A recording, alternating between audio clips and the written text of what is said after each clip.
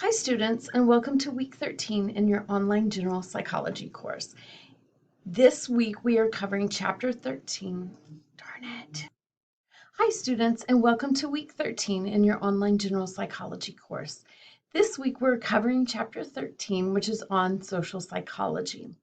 For those of you who celebrate Thanksgiving Day, I hope you have a great Thanksgiving and an enjoyable time with your family and friends. And I'm going to keep this week's assignments light in lieu of the holiday. So for this week, let's take a look at our module here. Here is your Chapter 13 PowerPoint. You'll have two Connect assignments, one on stereotypes and prejudice, and the other one's on characteristics of heuristics, and then your Chapter 13 quiz. So enjoy your week, and when we come back, we are cranking down those final 2 weeks of class plus the week of final exams. Have a great week, everybody.